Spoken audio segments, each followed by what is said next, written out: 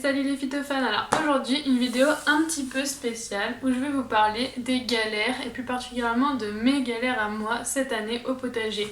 En effet, la météo cette année est pas vraiment clémente avec nous et il y a eu des épisodes de gel, les températures sont parfois très hautes et ensuite très basses et c'est très compliqué d'avoir de beaux plants en 2021. Parmi ces galères-là, je vais vous parler des galères par rapport aux tomates. Déjà, j'ai vu que beaucoup de gens avaient eu des plants qui avaient filé, que ce soit les plants de tomates ou d'autres légumes. Et je vous propose du coup d'aller voir ma vidéo sur comment rattraper ces plants filés. Ne perdez pas espoir, franchement il y a moyen en quelques semaines de les rattraper et ils ne vous donneront pas pour autant moins de récoltes en fin de saison. Donc aujourd'hui on va parler des feuilles de tomates particulièrement. Moi j'ai des tomates qui ont blanchi, noirci, jauni, enfin tout ce qu'on veut. Et je voulais remettre les choses dans son contexte. C'est pas parce qu'on fait des vidéos sur le potager que nous non plus on n'est pas confrontés à certaines galères.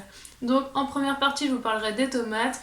Donc pourquoi les feuilles de tomates peuvent blanchir, jaunir, noircir, et je vous donnerai quelques petites astuces pour y remédier. Je vais peut-être pas balayer non plus toutes les maladies par rapport à la tomate, mais voilà. Et ensuite je vous parlerai de quelques-unes de mes autres galères de 2021. Allez, c'est parti! Donc dans un premier temps, je voulais vous montrer ça. Peut-être que sur celle-ci, ici, on voit mieux. Donc on voit que ça a blanchi, séché. Et que la feuille, en fait, elle se décompose. Qu'est-ce que c'est? Donc ça, c'est le coup de soleil de la tomate. Du coup, le coup de soleil de la tomate, qu'est-ce que c'est? Et bien tout simplement, votre tomate, vu les conditions de cette année, n'a sûrement pas été assez exposée directement aux UV du soleil depuis qu'elle a germé.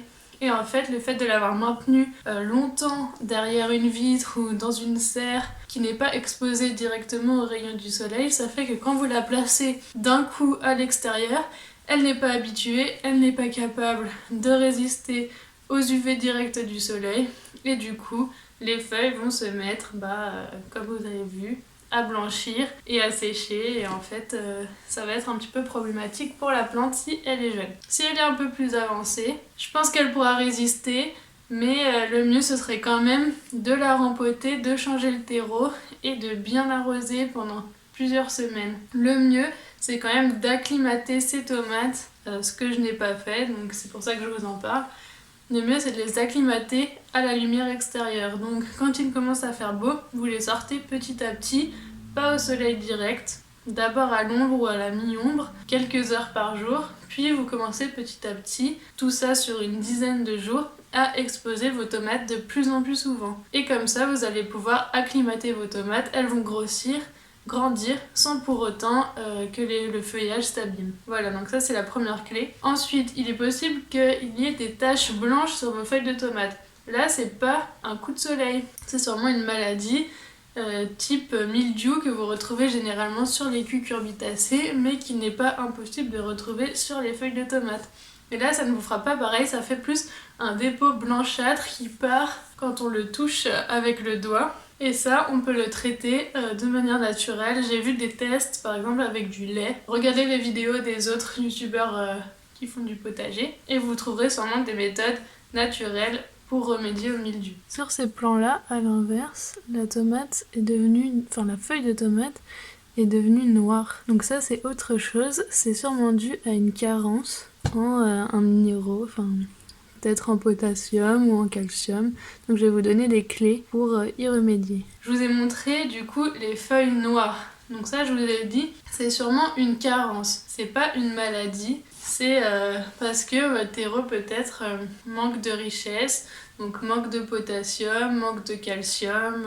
Du coup, soit vous pouvez aller voir ma vidéo sur comment booster ces semis, qui va permettre d'enrichir votre terreau, soit vous repiquez dans un godet par exemple plus grand avec un nouveau terreau qui lui sera riche, ça va vous permettre de rééquilibrer tous les rapports potassium, calcium, azote, etc. Et ça va permettre à la plante de grandir. En fait c'est pas très grave, c'est juste qu'elle va peut-être stagner, elle poussera moins vite que les autres. Et par contre si votre terre est riche, au moment où vous allez la planter en terre, elle reprendra très bien. Ensuite concernant le jaunissement, donc moi je n'ai pas de jaunissement cette année.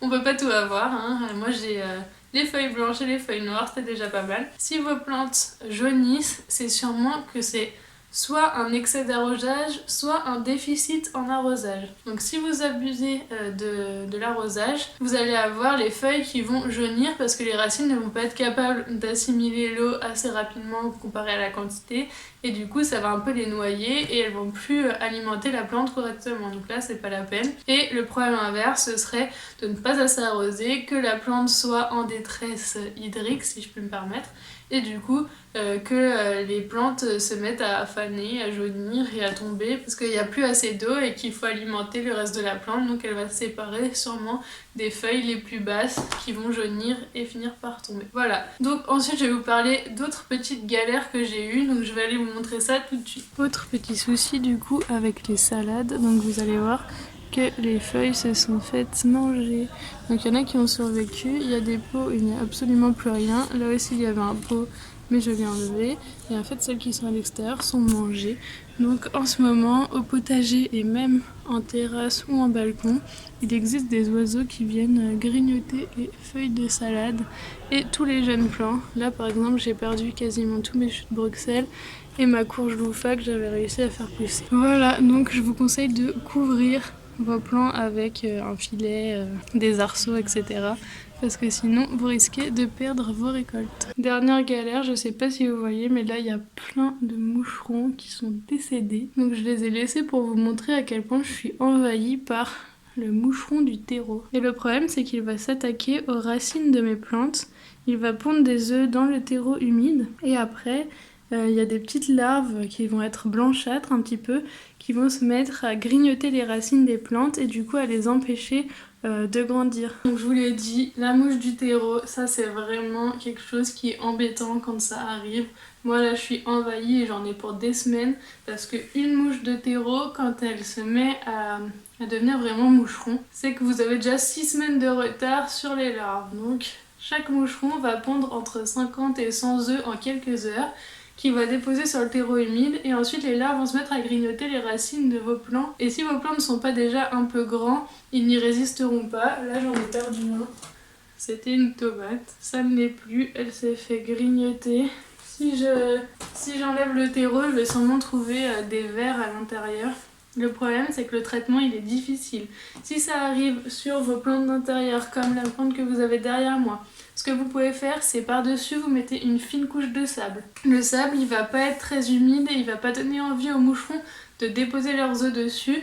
Donc vous allez éviter la prolifération. Ensuite j'ai vu qu'on pouvait utiliser des huiles essentielles. Par exemple l'huile de Palmarosa qui va pouvoir en pulvérisation diluée dans de l'eau apparemment aurait des propriétés répulsives pour ces moucherons. Franchement, testez un petit peu ce que vous pouvez. Moi, ce que j'essaye de faire en première intention, c'est de bien laisser sécher mon substrat entre chaque arrosage pour éviter que les moucherons aient envie de déposer leurs œufs sur le substrat humide. Si vous le laissez en permanence humidifié, là vous êtes sûr que les moucherons viendront laisser leurs œufs dessus. Donc voilà pour mes galères de cette année, c'est déjà pas mal pour l'instant. J'espère qu'on aura quand même de très bonnes récoltes et que j'aurai plein de choses à vous montrer pour cette année, mais c'était un petit peu pour remettre les choses dans leur contexte et vous montrer que vous n'êtes pas les seuls à avoir des difficultés à démarrer vos potagers et surtout que cette année est pas forcément clémente. Voilà, j'espère que cette vidéo pas forcément très fun vous aura quand même plu, vous aura appris certaines choses pour gérer vos tomates, vos feuilles de tomates, etc. Sans oublier de liker, de vous abonner et d'activer la cloche comme d'habitude. Et moi je vous dis à dimanche prochain pour une nouvelle vidéo.